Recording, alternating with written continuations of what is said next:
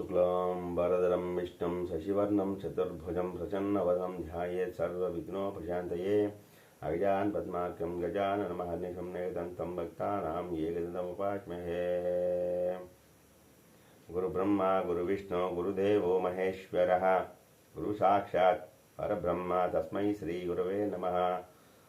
मा गुरुभ्यो नमः गुरुभ्यो नमः यतरामदास गुरुभ्यो नमः। मातायै नमः आदिलक्ष्मी మాతాయై నమో నమః। ఈరోజు 21వ తారీఖు నవంబర్ నెల గురువారము, పుష్యమి నక్షత్రం। ఈరోజు కార్తీక మాస పురాణము 20వ అధ్యాయం ప్రారంభం। ముందుగా పురంజయుడు దురాచారుడొకట। జనక మహారాజా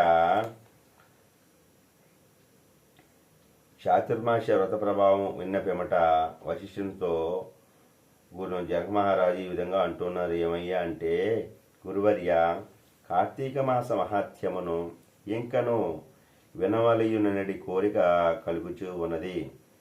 ఈ వ్రత మహాత్యమున దెంకను విశేషములు గలవా అను సంచయము కూడా నాకు కలుగుచూ ఉన్నది। ఈయన సంచయము నివారణకు మరికొన్ని ఉదాహరణలు వినిపించి నన్ను కృతార్థునిగా చేయుడనెను।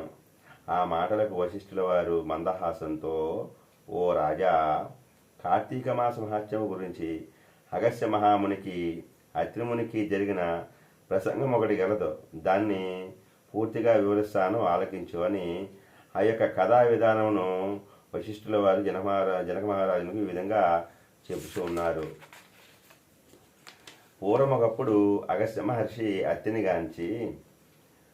అత్రి మహర్షిని గాంచి, ఓ అత్రిముని, నీవు విష్ణువు అంశయందు పుట్టినావు। కార్తీక మాస మహాత్మ్యము నీకు అమూలాగ్రంగా తెలియను, కాన దానిని నాకు చెప్పుము అని కోరెను। అంత అత్రిమహాముని కుంభసంభవ, నీవు అడిగిన ప్రశ్న వాసుదేవునికి ప్రీతికరమౌటసే ఉన్నతమైనది। కార్తీక మాసంతో సమానమగు మాసము, వేదముతో సమానమగు శాస్త్రము, ఆరోగ్య సంపదకు సాటికు సంపద లేదు। అటులనే శ్రీమన్నారాయణుని కంటే వేరు దేవుడు లేడు। ఏ మానవుడైనను కార్తీక మాసమున నదిలో స్నానము చేసినను, శివకేశవుల ఆలయం నందు దీపారాధన చేసినను, లేక దీపదానము చేసినను కలుగు ఫలితము అపారం। ఇందుకు ఒక ఇతిహాసం కలదు, వినుము। పూర్వం త్రేతాయుగమున పురంజయుడను సూర్యవంశవరాజు అయోధ్య నగరమును రాజధానిగా చేసుకుని రాజమేలుసు ఉండేవాడు।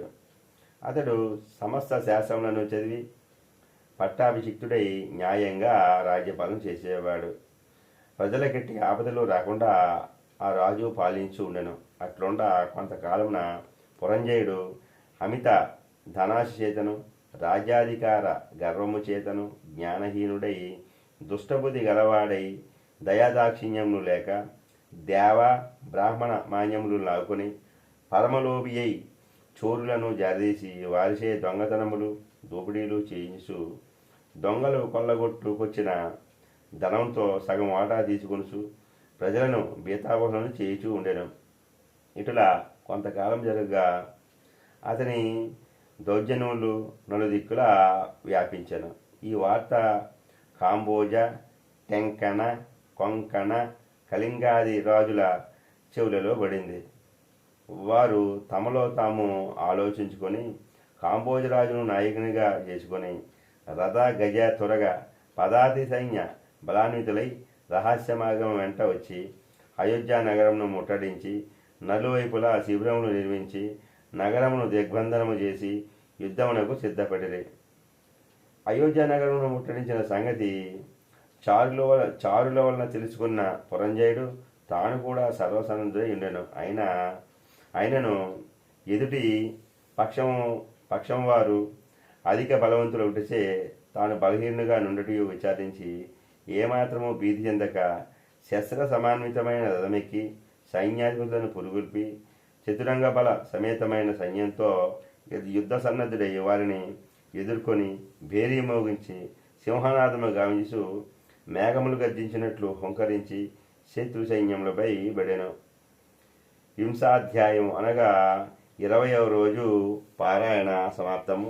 సద్గురు సాయినాథార్పణమస్సు. శుభం భవతి. అఖిలాండకోటి బ్రహ్మాండ నాయక రాజాదిరాజ యోగిరాజ పరబ్రహ్మ శ్రీ సచ్చిదానంద సమసద్గురు సాయినాథ్ మహారాజ్ కీ జై. సకలం శ్రీ సాయినాథార్పణమస్సు. శుభం భవతి. ఓం నమ శివాయ. హర హర మహాదేవ శంభో శంకర. సదాశివాయ విశ్వేశ్వరాయ వీరభద్రాయ గన్నాథాయ ప్రజాపతియే నమో నమః. ఓం నమ శివాయ. ఓం నమ శివాయ. శ్రీశైల మల్లికార్జునవాసాయ కాశీ విశ్వేశ్వరాయ అమర రామలింగేశ్వరాయ దాక్షారం భీమేశ్వరాయ సామర్లకోట క్షీర రామలింగేశ్వరాయ పట్టిచాచల వీరభద్రేశ్వరాయ పోలవరం శ్రీ మహానందీశ్వరాయ నమో నమః. నమో నమ. ఓం నమ శివాయ. హర హర మహాదేవ శంభో శంకర. ఓం నమ శివాయ. హర హర మహాదేవ శంభో శంకర. సమస్తం శ్రీ పరమేశ్వరార్పణమస్సు. శుభం భవతి.